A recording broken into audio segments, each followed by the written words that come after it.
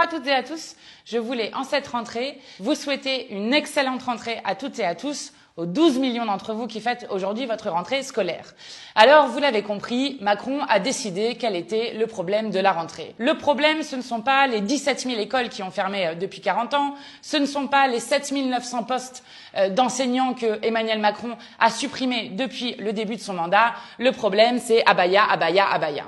Alors, à quoi sert cette polémique ? Elle sert évidemment à faire des clins d'œil à l'extrême droite et elle sert à diviser le peuple et notamment à stigmatiser encore une fois les jeunes femmes et notamment les jeunes femmes musulmanes de ce pays. Cette polémique est indigne et je vais vous dire, le seul problème abaya que nous avons dans ce pays, c'est un humoriste qui l'a montré, c'est ah bah y a plus de profs, ah bah y a plus de remplaçants, ah bah y a plus de place pour les élèves en situation de handicap, ah bah y a plus de pognon pour acheter les fournitures scolaires qui ont augmenté de 11% dans ce pays. Et je veux lancer ici une alerte solennelle. Il se passe quelque chose de très grave avec les enfants et les jeunes dans ce pays. D'abord parce que je veux penser aujourd'hui, vous êtes 12 millions à être rentrés sur les bancs de l'école, mais aux milliers d'élèves qui n'ont pas pu aller sur les bancs de l'école, notamment parce qu'ils sont hospitalisés, parce qu'ils vivent dans un habitat précaire, parce que ce sont des mineurs non accompagnés, ou encore parce qu'ils sont en situation de handicap.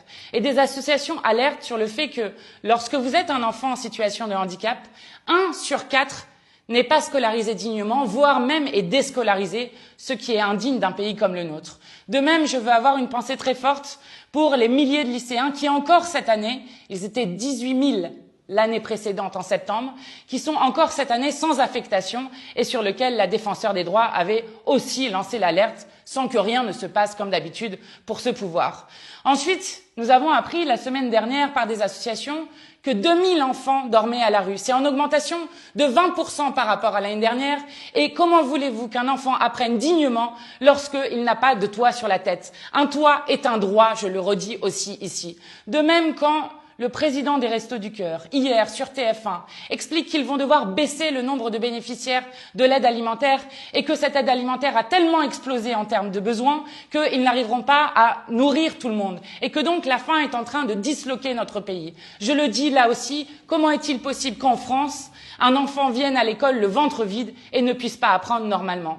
Alors nous nous battrons en cette rentrée pour la gratuité des fournitures scolaires, pour la gratuité de la cantine pour que tous les enfants puissent manger sainement et à leur faim, pour reconstruire une école de l'égalité et de l'émancipation, parce qu'un pays qui abandonne ses enfants est un pays qui condamne son avenir. Belle rentrée à vous et aiguisez bien votre sens critique.